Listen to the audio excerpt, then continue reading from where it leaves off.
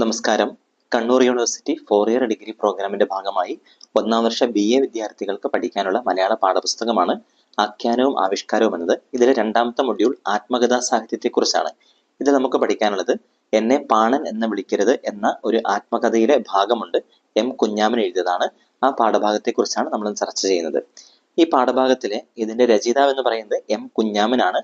അദ്ദേഹത്തിന്റെ എതിര് എന്ന ആത്മകഥയിലെ ഒരു ഭാഗമാണ് എന്നെ പാണൻ എന്ന് വിളിക്കരുത് എന്നുള്ളത്. അപ്പൊ ഇതില് പ്രധാനമായിട്ടും പറയുന്നത് അദ്ദേഹത്തിന്റെ ബാല്യകാലത്തെ അനുഭവങ്ങളാണ്. കോളേജ് വിദ്യാഭ്യാസം നേടുന്ന വരെയുള്ള അനുഭവങ്ങളെ കുറിച്ചൊക്കെയാണ് പ്രധാനമായിട്ടും പറയുന്നത്. അതിൽ ഏറ്റവും പ്രധാനമായി ജാതിയുമായിട്ടുള്ള വേർതിരിവ്, താഴ്ന്ന ജാതിയിൽ പിറന്നതിന്റെ പേരില് സമൂഹത്തിലും സ്കൂളിലും എല്ലായിടങ്ങളിലും അദ്ദേഹത്തിന് താഴേക്കിടയിലേക്ക് തഴയപ്പെടുന്നതിനെ കുറിച്ചുള്ള കാര്യങ്ങൾ, അതിനേക്കാളും അധികമായിട്ട് വിശപ്പിന്റെ ഒരു വേദന എത്രമാത്രം ഉണ്ട് എന്ന് അദ്ദേഹത്തിൽ കാണിച്ചു തരുന്നുണ്ട്. അതായത് റാങ്ക് കിട്ടിയപ്പോഴും MAക്ക് 1ാം റാങ്ക് കിട്ടിയപ്പോഴും ആ സ്വർണ്ണ മെഡൽ പോലും പണയം വെച്ച് അവസാനം വിറ്റ് ദാരിദ്ര്യം തീർക്കേണ്ട അവസ്ഥ, വിശപ്പിന് എന്തെങ്കിലും വാങ്ങി കഴിക്കേണ്ട അവസ്ഥയൊക്കെ ജീവിതത്തിൽ വരുന്നതിനെ കുറിച്ചൊക്കെയാണ് ഈ അദ്ദേഹം പരാമർശിക്കുന്നത്. അതായത് ജാതിയുമായിട്ടുള്ള വേർതിരിവ്, അതുപോലെ തന്നെ വിശപ്പ് തുടങ്ങിയ കാര്യങ്ങളൊക്കെ. അതോടൊപ്പം തന്നെ മത്സരിച്ച് പഠിച്ച് വിജയം നേടുന്ന ഒരു വ്യക്തി, സമൂഹം തഴഞ്ഞപ്പോഴും മത്സരിച്ച് പഠിച്ച് വിജയം നേടുന്ന ഒരു വ്യക്തിയെയും ഈ അധ്യായത്തിൽ, ഈ പാഠഭാഗത്തിലൂടെ M കുഞ്ഞാമൻ അവതരിപ്പിക്കുകയും ചെയ്യാണ്. M കുഞ്ഞാമനെ സംബന്ധിച്ചിടത്തോളം ഒരിക്കലും അദ്ദേഹത്തിന്റെ ജീവിതത്തിൽ ചെറുപ്പകാലഘട്ടങ്ങളിൽ ഒരു അനുകൂലമായ ജീവിത സാഹചര്യം ഇല്ലായിരുന്നു. സമൂഹത്തിലെ തഴയപ്പെടലുകൾ കൊണ്ടും വിശപ്പ് കൊണ്ടും ഒക്കെ ഒരു പ്രതികൂലമായിട്ടുള്ള ഒരു സാഹചര്യത്തിലാണ് അദ്ദേഹം ജീവിച്ച് വളർന്നു വന്നത്. അപ്പൊ ഇങ്ങനെ ഈ പ്രതികൂലമായിട്ടുള്ള സാഹചര്യങ്ങളോട് നിരന്തരമായിട്ട് പോരാടി അതിൽ നിന്നും വിജയിച്ച് ഉയർന്നു വന്നതിനെ കുറിച്ചും, അതോടൊപ്പം തന്നെ ഈ അദ്ദേഹം സ്വതന്ത്രമായിട്ട് ഭൗതികമായിട്ടുള്ള ചില അന്വേഷണങ്ങൾ നടത്തിയിട്ട് അതിനെ ഒക്കെ ക്രോഡീകരിച്ചുകൊണ്ടും അദ്ദേഹം എഴുതിയിരിക്കുന്നതാണ് എതിര് എന്നുള്ള അദ്ദേഹത്തിന്റെ ആത്മകഥ. ഇദ്ദേഹത്തിന് ആദ്യം തന്നെ നമ്മൾ കാണുന്നത് ഇദ്ദേഹത്തിന്റെ ജനന സ്ഥലത്തെ കുറിച്ചൊക്കെയാണ്. പാലക്കാട് ജില്ലയിലെ വാടനംകുറിശ്ശിയിലെ 1949 ഡിസംബർ 3 മണിയമ്പത്തൂർ അയ്യപ്പന്റെയും ചെറോണയുടെയും മകനായിട്ട് M കുഞ്ഞാമൻ ജനിക്കുന്നത്.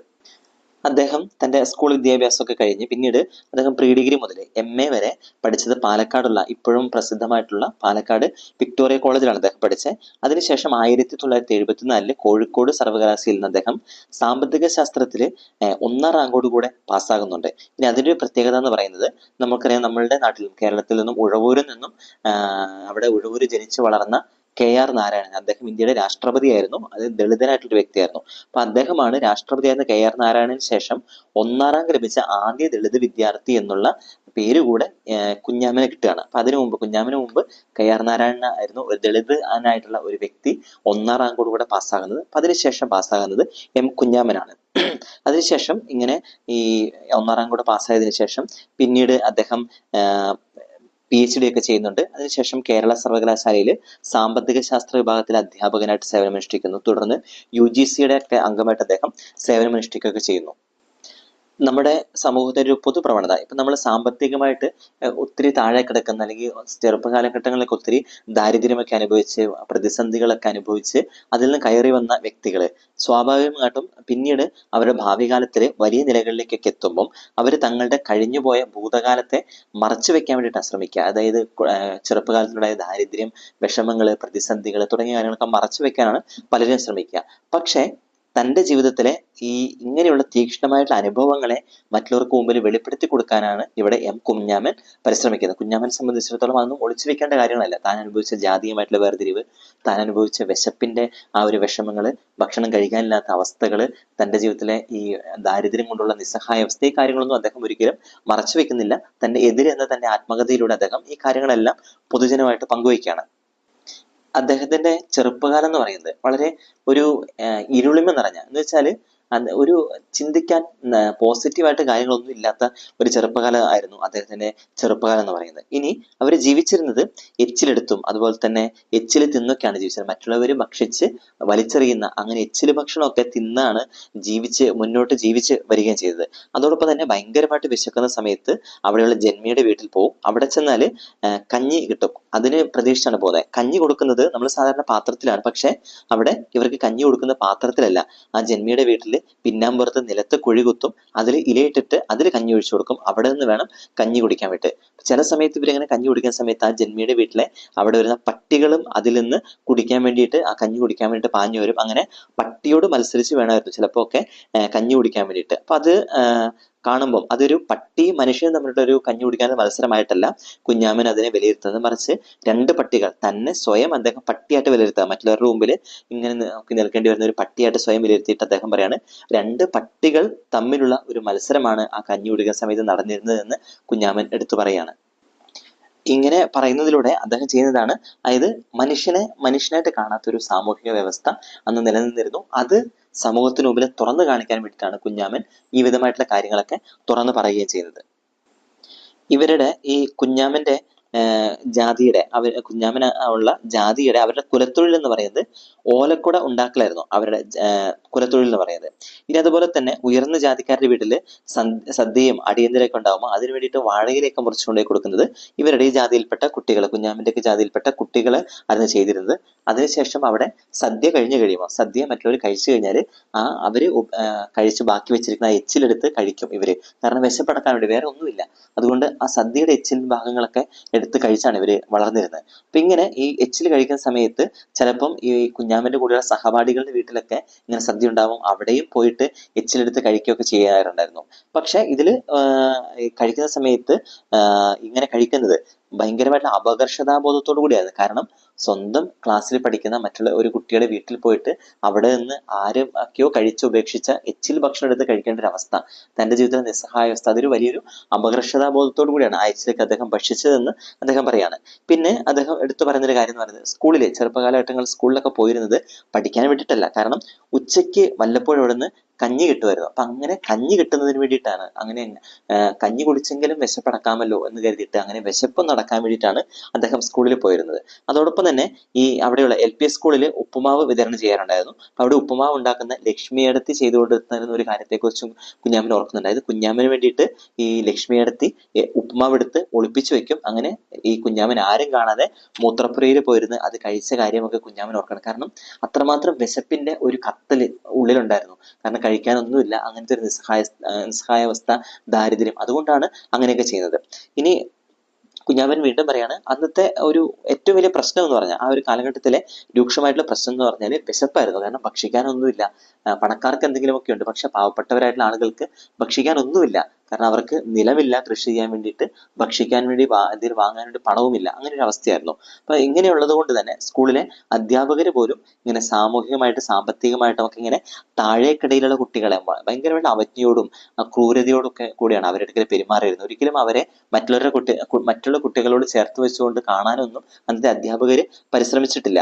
അപ്പൊ ഇങ്ങനെ ഈ തന്റെ ജീവിതത്തിലെ ചില അനുഭവങ്ങളെ കുറിച്ചൊക്കെ കുഞ്ഞാമനോട് രേഖപ്പെടുത്തുന്നുണ്ട്. അതോടൊപ്പം തന്നെ 3-ാം ക്ലാസ്സിൽ പഠിക്കുമ്പോൾ കുഞ്ഞാമനെ ജാതിപ്പേര് മാത്രം വിളിക്കുന്ന ഒരു അധ്യാപകനെ കുഞ്ഞാമൻ ഓർക്കുകയും ചെയ്യുന്നുണ്ട്. അതായത് പാണ വിഭാഗത്തിൽപ്പെട്ട വ്യക്തിയാണ് കുഞ്ഞാമൻ. അതുകൊണ്ട് പാണൻ എന്ന് മാത്രമേ ആ അധ്യാപകൻ കുഞ്ഞാമനെ വിളിക്കുമായിരുന്നുള്ളൂ. അപ്പൊ അതുകൊണ്ട് കുഞ്ഞാമൻ പറഞ്ഞു തന്നെ ജാതിപ്പേര് വിളിക്കലെന്ന് പറഞ്ഞ് കുഞ്ഞാമൻ അതിനെ എതിർത്തപ്പോൾ ആ അധ്യാപകൻ കുഞ്ഞാമനെ അടിക്കുകയാണ് ചെയ്തത്. അതിനെ തിരുത്താനല്ല, അധ്യാപകൻ താൻ ചെയ്ത തെറ്റിനെ ന്യായീകരിച്ചുകൊണ്ട് കുഞ്ഞാമനെ മർദ്ദിക്കുകയാണ് ചെയ്തത്.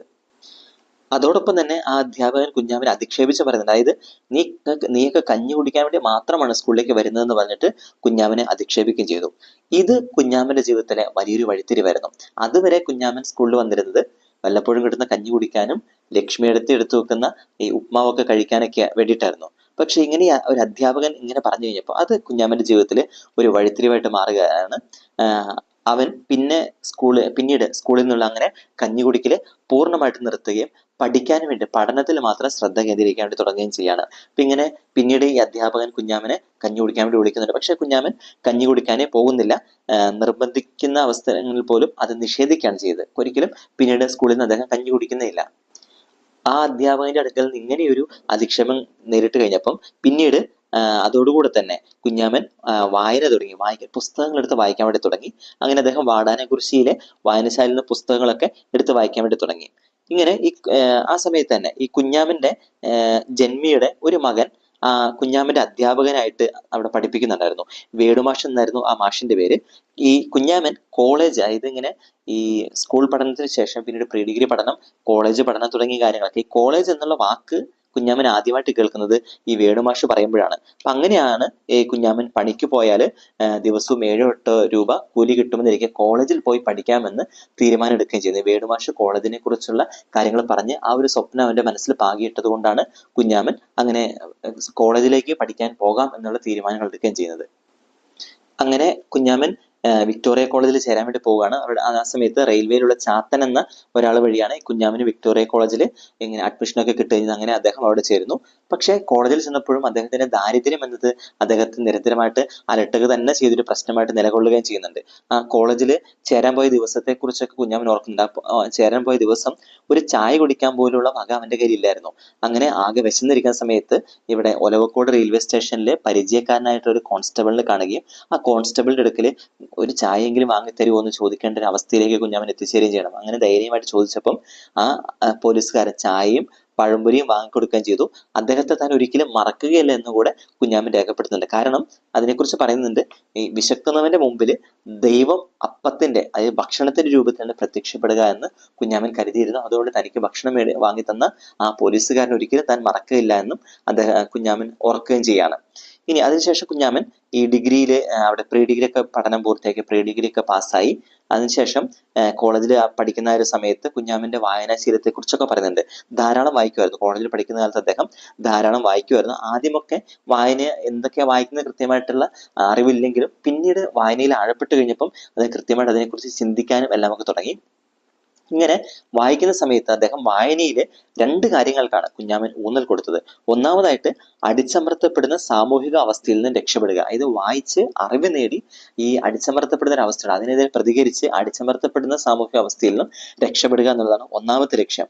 രണ്ടാമത് അദ്ദേഹം വായനയിൽ ശ്രദ്ധിച്ചിരുന്നത് നമ്മുടെ ചുറ്റുപാടുകളെക്കുറിച്ചും ലോകത്തെക്കുറിച്ചുമുള്ള ഒരുതരം അന്വേഷണത്തിന്റെ ഭാഗമായിട്ട് വായിക്കുക. അതായത് എന്താണ് എൻ്റെ ചുറ്റുപാടുള്ള ലോകം, ഈ ലോകം എങ്ങനെയുള്ളതാണ്, അവിടുത്തെ സാമൂഹിക സ്ഥിതി എങ്ങനെയുള്ളതാണ്, മനുഷ്യരെങ്ങനെയുള്ളതാണ് തുടങ്ങിയ കാര്യങ്ങളൊക്കെ മനസ്സിലാക്കാൻ വേണ്ടിയിട്ട് വായിക്കാനും കൂടിയാണ് അദ്ദേഹം ശ്രദ്ധിച്ചത്. ഇങ്ങനെ ഈ ഒരു രണ്ട് ലക്ഷ്യങ്ങൾ മനസ്സിൽ വെച്ചുകൊണ്ടാണ് കുഞ്ഞാമൻ വായനാശീലത്തിലേക്ക് കടന്നു വരികയും ചെയ്തത്.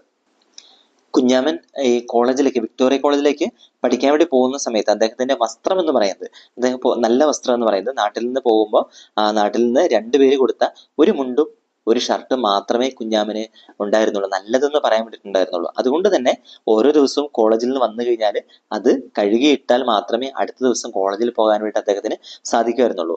പക്ഷെ പിന്നീട് ഈ അദ്ദേഹത്തിന്റെ ക്ലാസ്സിൽ പഠിക്കുന്ന മാത്യു എന്നൊരാൾ ഈ കുഞ്ഞാമന് രണ്ട് ഷർട്ട് കൊടുക്കുന്നതിനെ കുറിച്ച് കുഞ്ഞാമന് ഓർക്കുകയും ചെയ്യുന്നുണ്ട്. അതോടൊപ്പം തന്നെ കുഞ്ഞാമൻ പറയുന്ന മറ്റൊരു കാര്യം എന്ന് പറയുന്നത് ക്യാമ്പസിനകത്ത് ഇങ്ങനെ ജാതീയമായിട്ടുള്ള പ്രശ്നങ്ങളൊക്കെ അത്ര വലിയ കാര്യമായിട്ടൊന്നും ഇല്ലായിരുന്നു.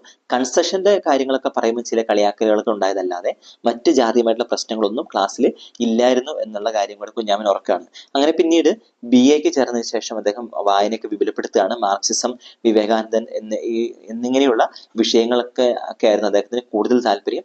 അത് സംബന്ധിച്ച മാർക്സിനെ കുറിച്ചും വിവേകാനന്ദനെ കുറിച്ചും അപ്പൊ അവരെഴുതിയ അവരുടെ ഫിലോസഫിയും കാര്യങ്ങളും മാർക്സിസവും തുടങ്ങിയ കാര്യങ്ങളൊക്കെ ഉള്ള പുസ്തകങ്ങളൊക്കെ എടുത്ത് അദ്ദേഹം കൂടുതലായിട്ട് വായിക്കുകയും ചെയ്യുമായിരുന്നു.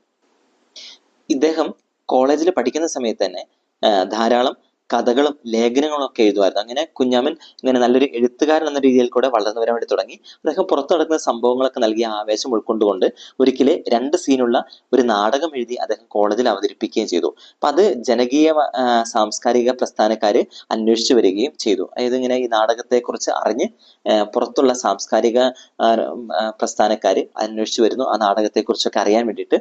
പക്ഷെ അത് അപകടമാകുമെന്ന് കരുതിയിട്ട് കുഞ്ഞാമൻ അത് കത്തിച്ച് കളയുകയും ചെയ്യാണ്. ഇനി ഇദ്ദേഹം എഴുതിയ ഒരു നാടകത്തിന്റെ പ്രമേയം എന്ന് പറയുന്നത് ഈ സമൂഹത്തിലുള്ള ചില വ്യവസ്ഥിതിയുണ്ട്, അതിനോടുള്ള ഒരു വെല്ലുവിളിയായിരുന്നു ആ നാടകത്തിന്റെ പ്രമേയം എന്ന് പറയുന്നത്. അതായത് നിലനിൽക്കുന്ന വ്യവസ്ഥിതി ദരിദ്രരെന്നും ദരിദ്രരായിട്ടും അടിച്ചമർത്തപ്പെട്ടും കഴിയുന്നു, ജാതീയമായിട്ട് അടിച്ചമർത്തപ്പെടലുകള്, പിന്നെ ജന്മിത്ത വ്യവസ്ഥ, ഇതിനെയൊക്കെ വിമർശിച്ചുകൊണ്ട് ആ ഒരു വ്യവസ്ഥിതിയോടുള്ള വെല്ലുവിളി എന്ന രീതിയിലാണ് കുഞ്ഞാമൻ നാടകം എഴുതുകയും ചെയ്യുന്നത്. ഇനി അദ്ദേഹം ഈ MA വിക്ടോറിയ കോളേജിൽ തന്നെയാണ് ചേർന്ന് പഠിക്കുകയും ചെയ്യുന്നത്. അപ്പൊ അങ്ങനെ അവിടെ പഠിക്കുന്ന സമയത്ത് അദ്ദേഹം കളിയാക്കപ്പെടുന്ന ഒരു കാര്യത്തെക്കുറിച്ചും കൂടെ അദ്ദേഹം എഴുതുന്നുണ്ട്. ഈ കുഞ്ഞാമന്റെ കൂടെ പഠിച്ച ഒരു പെൺകുട്ടി കുഞ്ഞാമനെ ബെഗ്ഗർ എന്ന് വിളിച്ച് ആക്ഷേപിച്ചു, തെണ്ടി, യാചകൻ എന്നൊക്കെ പറഞ്ഞ് ആക്ഷേപിക്കുകയാണ്. പക്ഷെ അതൊരു തെറ്റായിട്ട് കുഞ്ഞാമൻ ഒരിക്കലും തോന്നിയില്ല. അത് തന്റെ അവസ്ഥ കണ്ടിട്ട് തന്റെ ജീവിതം എന്താണെന്ന് ആ പെൺകുട്ടി മനസ്സിലാക്കി വിളിച്ചതായിരിക്കാം എന്ന് കരുതി നിസ്സാരമായിട്ട് കുഞ്ഞാമൻ കരുതുകയും ചെയ്യാണ്. അദ്ദേഹം MA പഠനം പൂർത്തിയാക്കുമ്പോൾ സാമ്പത്തിക ശാസ്ത്രത്തിൽ 1ാം റാങ്കോട് കൂടിയാണ് കുഞ്ഞാമൻ വിക്ടോറിയ കോളേജിൽ നിന്ന് പാസ്സാകുന്നത്. അപ്പൊ നമ്മൾ ആദ്യം പറഞ്ഞിരുന്നു KR നാരായണന് ശേഷം ആദ്യമായി 1ാം റാങ്ക് കിട്ടിയ ദളിത് വിദ്യാർത്ഥി എന്ന് ആ സമയത്ത് പത്രങ്ങളിലൊക്കെ കുഞ്ഞാമിനെ കുറിച്ച് വാർത്ത വരികയും ചെയ്തു. അപ്പൊ ഇങ്ങനെ 1ാം റാങ്ക് കിട്ടിക്കഴിഞ്ഞപ്പോൾ 1ാം റാങ്കിന് കിട്ടുന്ന നമുക്കറിയാം സ്വർണ്ണ മെഡലാണ് കിട്ടുന്നത്. അപ്പൊ ഈ സ്വർണ്ണ മെഡല് കുഞ്ഞാമൻ ആദ്യം പണയം വെച്ചു, പിന്നെ വിൽക്കുകയും ചെയ്തു. കാരണം അദ്ദേഹത്തിന്റെ ആ ഒരു വീട്ടിലെ അവസ്ഥ, ദാരിദ്ര്യം, പട്ടിണി തുടങ്ങിയ അവസ്ഥകളൊക്കെ മാറ്റാൻ വേണ്ടിയിട്ട് ആ സ്വർണ്ണ മെഡൽ പോലും വിൽക്കപ്പെടുകയാണ്. അപ്പോൾ അദ്ദേഹം പറയാണ് റാങ്ക് കിട്ടിയതിൽ വലിയ അഭിമാനം തോന്നിയില്ല. കാരണം വിശക്കുന്ന വയറിനേക്കാൾ വലുതല്ലല്ലോ റാങ്ക്, അഭിമാനത്തെക്കാൾ പ്രധാനം ഭക്ഷണമാണ് എന്ന് അദ്ദേഹത്തിന് മനസ്സിലാക്കുകയും ചെയ്തു. അപ്പൊ അതുകൊണ്ട് തന്നെ അദ്ദേഹം ഈ റാങ്ക് മെഡലിനേക്കാളും കൂടുതൽ അദ്ദേഹം തന്റെ വിശപ്പിനെ കുറിച്ചുള്ള ചിന്തകളാണ് അദ്ദേഹത്തിന്റെ മനസ്സിൽ ഉണ്ടാകുകയും ചെയ്തത്. ഇങ്ങനെ ഈ കുഞ്ഞാമ്മൻ ഈ അധ്യായം അവസാനിപ്പിക്കുകയും ചെയ്യാണ്. അപ്പൊ നമ്മൾ ഇതിൽ കണ്ടത് ഈ സ്വന്തം ആത്മാഭിമാനം പണയം വെച്ച് ജീവിക്കേണ്ടി വന്ന ഒരു കുട്ടിക്കാലം കുഞ്ഞാമൻ അവതരിപ്പിക്കുന്നതാണ്. എന്നെ പാണൻ എന്ന് വിളിക്കരുത് എന്നുള്ള ഈ അധ്യായത്തിൽ അദ്ദേഹം ചെയ്യുന്നത്. എതിര് എന്ന തന്റെ ആത്മകഥയിലെ ഈ അധ്യായത്തിൽ കുഞ്ഞാമൻ അവതരിപ്പിക്കുകയും ചെയ്യുന്നത്. പാഠഭാഗം നന്നായിട്ട് വായിക്കുക, അതോടൊപ്പം ക്ലാസ് കേൾക്കുകയും ചെയ്യുക. എല്ലാവിധ ആശംസകളും നേരുന്നു. നന്ദി, നമസ്കാരം.